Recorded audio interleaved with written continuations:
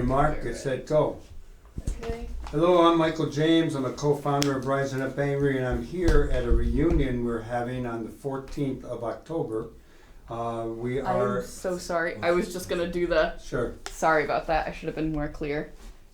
Just in frame. Yep. Nitre? Okay, great. I apologize for that. Hi, everybody. I'm Michael James. I'm a co-founder of Rising Up Angry, and I am here on the 14th of October with fellow members of the organization. We're having a reunion, probably the 53rd year, 55th. Anyhow, it's been a long time. So I'm going to talk to one of our cadre, someone who was very much involved with the organization and did a lot of good work and continues to this day serving the people, body and soul, in all kinds of ways. So how about you tell me your name and the date? Well, my name is Tom Pace, and by the way, Mike, thank you for those kind words. Might be a challenge to live up to, but I'll do my best. Well, you've always done well. So we're here with Rising Up Angry. Many of us are aging. You're one of the younger people among us. How about you tell us some of your experiences in Rising Up Angry? For example, how did you first get involved with the organization? Okay. I was at Schurz High School when I first met Rising Up Angry. I met you and other people who were selling the paper, and I remember telling people, you know, I got to help you out one day, but I kept putting it off. And one day, Jim Jones moved into my neighborhood, and he had the paper. I said, you know, Jim, I pick up the paper at Schurz. And he said, well, how long have you been picking up? I said, for a while. And I said, well, you're ready to take another step. I said, you're right. I knew what he was talking about. So I finally started selling the paper with Jim after picking it up for a few years. And that was in, I believe, 1973. And I was 17 back then. And I tell you, I thought I did a really good job, and you know, I took it seriously, getting the news out. Sometimes people would say, I don't have the quarter. I would say, well, here, take it anyway. And, you know, I put the quarter in because I knew, you know, getting the word out was more important than a couple of quarters from my pocket. I took a lot of pride in getting the word out. I really did. I didn't see it as selling the paper as much as getting the word out. Tom Pace, what do you think motivated you? What in your life led you to that place that you decided to get involved with Rising Up Angry? Okay, well, the war was going on at the time. It was dying off by the time I joined Rising Up Angry. But I'll make this real quick. I was born in 1956, okay? And my dad, in 1933, he got into an argument with an on-duty cop who was drinking at a neighborhood tavern in Logan Square. And they've known each other for a while. The cop pulls out his gun when my dad throws a drink in the cop's face. Mistake. The cop takes his gun out. His name is Patrick Ryan. Starts shooting. Your first instinct when someone's shooting at you is not to get shot. My dad and him fought over the gun. The gun went off. The cop died. My dad ended up getting sentenced to 200 years at Stateville Prison because he took part in the malaria experiment at Stateville during World War II. He did a little under 20 years. If he hadn't been part of that malaria experiment, he probably would have died in prison, and me and my siblings would have never been born. So I knew that under most circumstances, someone pulls out a piece on you and starts shooting, at the most you're going to get manslaughter if that person dies. Maybe it's self-defense, but because it was a cop, there's two levels of justice. In 1933, more cops died that year than any other year in Chicago history. So my dad got caught up at a really bad time. But I saw how the system could really screw people over, like it screwed my dad over. And I wanted to be a part of making a better world. Tom, what was your sense of Rising Up Angry, the organization, when you first did get involved? People who really cared and who were willing to dedicate their time. You know, anyone could say, oh, I care, but, you know, you got to back it up. Like someone once said, if you're going to talk the talk, you got to walk the walk. And my impression of people in Rising Up Angry is they weren't full of hot air. It wasn't like some folk singer just singing a song. They were actually out there doing the job. And I don't get me wrong, I admire folk singers that sing about injustice, but you know, it's really counts what you're doing on a day-to-day basis. And that's what Rise Up Angry was to me, people who backed up their beliefs. Tom, I remember driving to Schurz High School on many occasions and hanging out on the corners. There were a couple of restaurants at the time. There were a lot of, so-called gangbangers at that time. Branch Park, the Popes, a number of different people. What was your take on how other young people, particularly kids in what they would call gangs, viewed Rising Up Angry? How was Rising Up Angry viewed and interpreted in those days? Well, I think a lot of the young people who were involved in gangs back then, they had, I really believe, anxiety about going from neighborhood to neighborhood where they know they wouldn't be welcome. And I remember talking to some of them, and they said, yeah, you know, this is something we have to address. You know, people, I don't want to keep getting my ass beat every time I go into a neighborhood. And, you know, here's an organization that's talking about bringing people together. I never had the problem. I was never in a gang. I could walk into any neighborhood I wanted to and didn't have to worry about getting beat up. But people who are in gangs, after a while, that stuff gets old and you want to eliminate it. But there's also a lot of pressure to stay in gangs. But I remember talking to some individuals who said, yeah, I wish we could, you know, stop this bullshit. They were scared to walk in certain neighborhoods. Sometimes they couldn't walk 2 blocks from where they lived. Tom Pace, once you were involved with Rising Up Angry, at what level were you involved and what programs did you work in? What was your activity? I worked with the Farm Workers Support Group, and we would go to different locations, mainly jewel locations. Right. Sometimes we would actually go into the store, and as people would approach the produce, we'd politely say something to them to the effect, the people who picked this are now on strike. This is being picked by scab laborers, and we want you to support their union. And we never got anyone yell at us. I would say at least 3/4 of the people would walk away. Maybe it would either to avoid confrontation or because they agreed with us. But I think the reason why so many people just walked away and said, okay, was because they heard our little speech. And maybe some didn't want to just, you know, argue, but we had success. What motivated you to be more involved? Because I know you and you've been a lifelong progressive. In addition to working around the grape boycott and our boycotts of the Jewel at the time, what other things did you participate in the organization? What other things were you aware of at the time? Well, there were a few things I helped get my whole neighborhood involved in. My brother Rich and I organized our neighborhood into the volleyball league. They were called the Land Whales. Oh yeah. And also we supplied some of the security at the dances we did at the Midland Hotel. I remember the manager's name, Mr. Lovelace. Oh, right Lovejoy. Lovejoy, yeah. Loveless. See, yeah. I don't remember it all, but I remember it had something to do with love. Now. But so we organized a neighborhood around the boycott of Gallo, organized a neighborhood around the dances, around the volleyball league, and I tried to help where I could. You know, I'd help send out subscriptions to the prisoners. We had a free subscription program that would go to prisoners. I remember we had some of the Soledad brothers in California were on our list. We also send out free subscriptions to military bases. So, you know, I try to help out wherever I could. I think I wrote a couple articles about experiences in the neighborhood. I think my strong suit was just getting the word out, selling the paper. You didn't do any work with the legal program? No, my brother Rich did, though. Yeah. Tom Pace, looking back, what do you see as the most important things in Rising Up Angry that you were aware of? Well, like I said earlier, it just wasn't somebody, you know, sitting on a stool, you know, singing a song.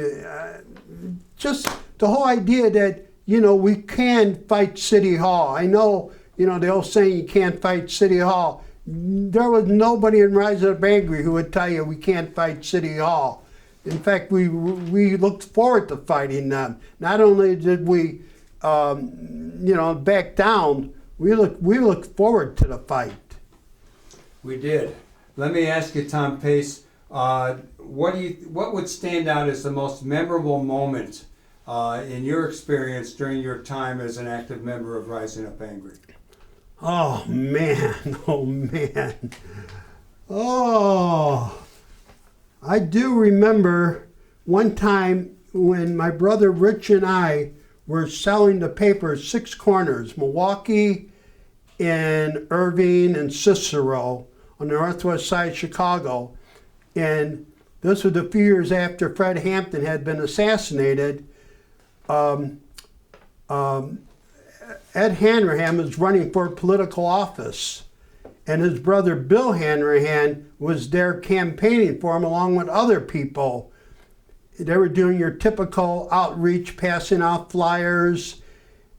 And I said to Rich, this is Ed Hanrahan's brother. He was involved in the assassination of Fred Hampton.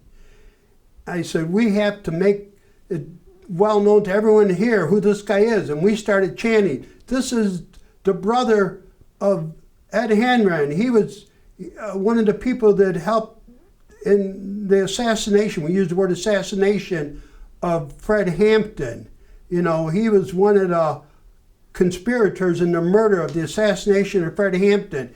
And they left. They probably could have called the cops on us, and the cops probably would have kicked us out. But I remember them saying, no, let's get out of here. Let's get out of here. We were really letting them have it. And we were using the word murder, assassinate. And even though the crowd is mainly white, it wasn't like this was happening in a minority neighborhood where people may be more, accepted of it. Even the white audience saw that we were making a good point. And Rich was a little younger than me, so I don't think he understood it.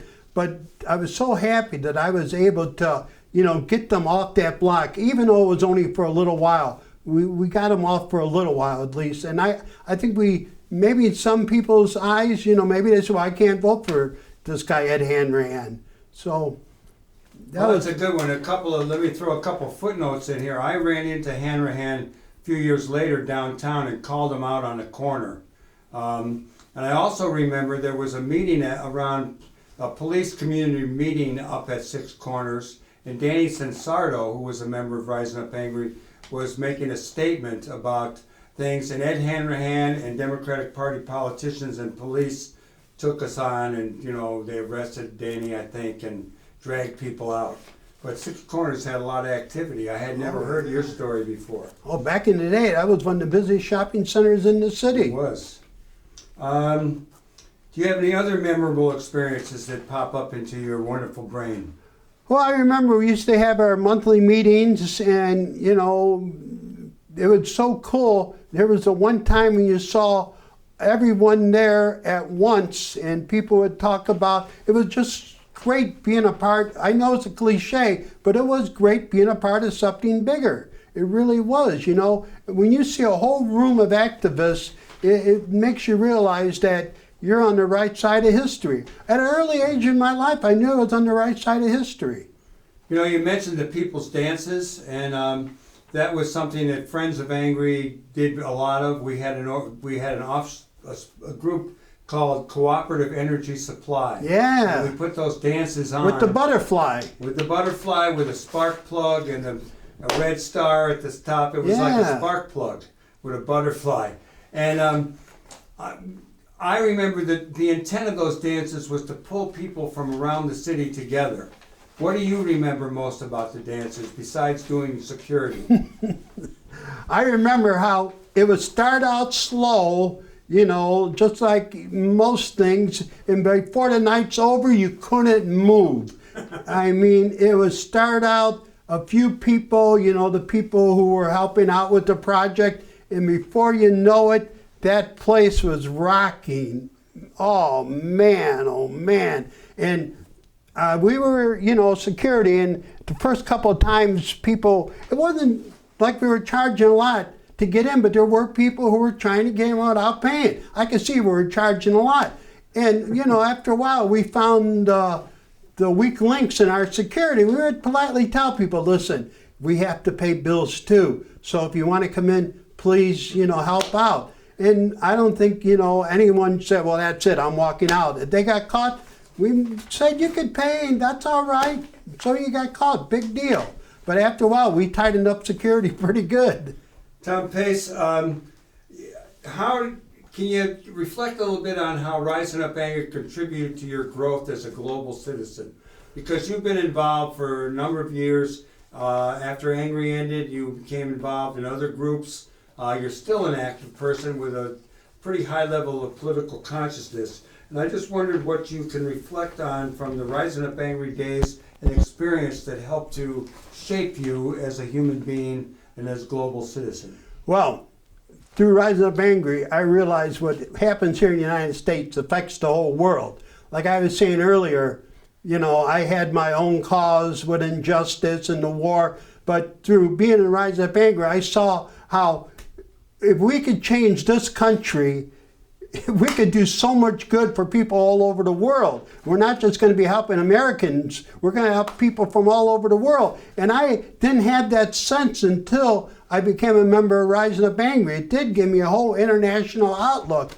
And to this day, I tell people, if we ever bring socialism to America, it's going to benefit the whole world. And I got that frame of mind from being in Rising Up Angry. I saw that we're not just fighting for the people in the U.S. We're fighting for the world, to make it a better world. I like that. Now let me ask you, Tom Pace, Rising Up Angry came to an end in 1975, kind of at the time the Vietnam War wound down and ended. What happened in your life after that? Okay. What happened to you? Okay. Now, I remember I'm still relatively young in my early, in 1975 I was 19 years old. Wow. And I ran into people, met people from the October League, and they said we're building a new Communist Party. And through books I read at Write On Books, I've known that the Communist Party had made a lot of things possible in this country. Social Security, unemployment, they helped build the unions. I mean, the CIO wouldn't have been built without the Communist Party. And I said, okay, sounds good, let's build one. And I worked with the October League for a couple of years with the goal of building a new party. I was a revolutionary. I still consider myself a revolutionary. I had very little faith in electoral politics back then. So I was ready to take on the system in a revolutionary way. I look back now, I realize, like a lot of people say, you have to use every tool in your toolbox. Back then, I didn't want to use every tool in the toolbox. I wanted a revolution.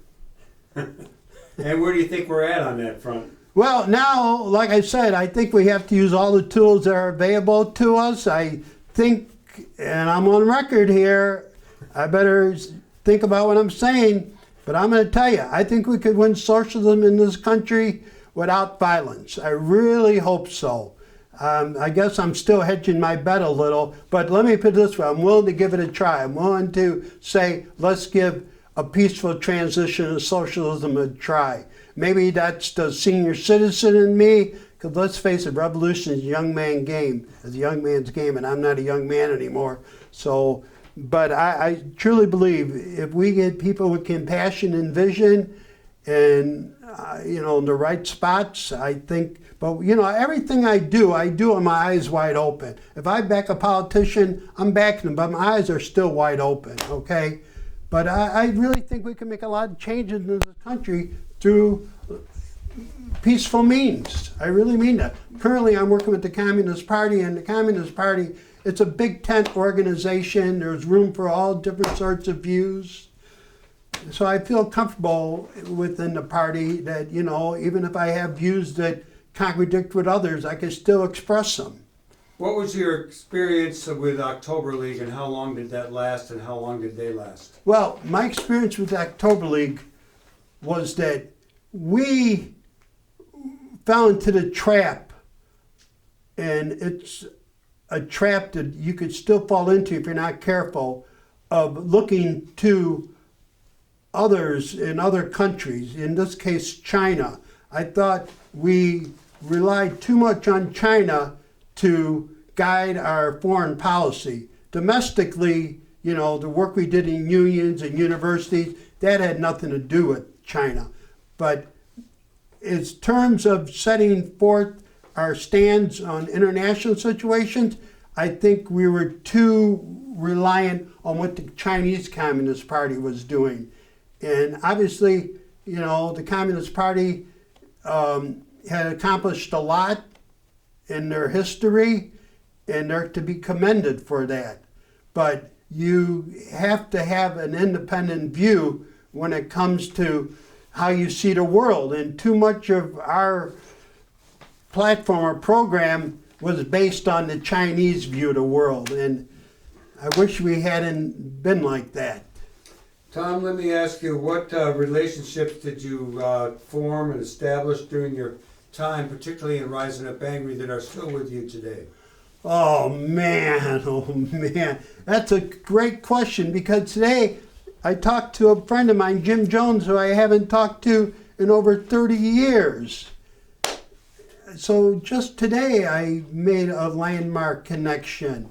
Oh, it's just so great talking to people who are in Rising Up Angry, because we have the same values, and you don't have to worry about, you know, using code words, because sometimes, you know, you talk to somebody on the street, got to worry about the words you use. Here you could just express yourself freely, and, you know, you don't have to worry about being judged. It's not like being in a church, you know. People here are willing to hear your views if they agree with them or not. I loved comrades in Rising Up Angry. And even though, you know, we may have differences, that's fine. Someone once told me a long time ago, when two people agree on everything, one person's probably doing all the thinking. So I think it's healthy when there's, you know, disagreement. And if you want to try to win someone over, try to win them over. Make your case. If you want to try to win me over, make your case. I'm listening. As a lifelong activist now, at the tender age of whatever you are, 50-something? 67. 67, you're getting up there, brother. Yes. As a lifelong progressive, revolutionary, radical, what words do you have for the younger people or the older people in this time of the challenge of fascism in the United States and around the world? One thing I tell young people, don't get discouraged. It discouraged me, and I was out of the movement for a while because I was a bit discouraged the way the left couldn't unite. And I figure, you know, here we can't unite people on the left. How are we going to unite people who are not on the left? So I was discouraged for a while, and I left the movement for a while. What I tell young people is basically, you know, it's one step forward, two steps back. And if, you know, you have ideas and you want to win someone over, you know, throw them ideas out there. Don't hold it inside, and don't be intimidated by someone's age. Just because someone might be older than you doesn't mean they're right. You know, maybe out of politeness or whatever, sometimes younger people don't want to take a counter view to someone who's somewhat older than them. I say, no, that's bullshit. It doesn't matter who they are, what their age is, you got to tell them what's on your mind. So I tell young people, don't get discouraged, that there's going to be setbacks. I think this generation it's the best. I mean, you know, they're fighting pro-choice. Look at the summer of 2020. I think that was a reckoning. I mean, Trump became bunker boy. We put Trump in his bunker. There's so much to be optimistic about. And talk a little bit more about what to be optimistic about and what path we should take. We are in an election year. We do have a serious challenge to our own ability to work if we don't have a democratic victory. What are your thoughts about the time we are in right now? Well, one thing I think we have a lot to be optimistic about is, again, the young people. That's what I'm so optimistic about, is because they're my goal is to make the Republican Party so so obsolete. What's the word? Not relevant. What's the Irrelevant. irrelevant? That's my goal, to make the Republican Party irrelevant. And I think it may not happen with this generation, but it's bound to happen soon. Be patient, be patient. Eventually the Republican Party is going to become irrelevant. And that doesn't mean that, every Democrat, but as I see the Democratic Party moving further and further to the left, I am optimistic about that. So I tell people, we have to, be patient and, get good people in office. The Republican Party can't last, not with their agenda. They have such a reactionary agenda. The younger generation's not going to put up with that. Well, I hope you're right. And in our last closing moments, any further words of inspiration from Tom Pace, longtime radical progressive servant of the people? Get involved. Do environmental work. Anything that weakens the Republican Party, anything the Republicans are against, do. I mean, I didn't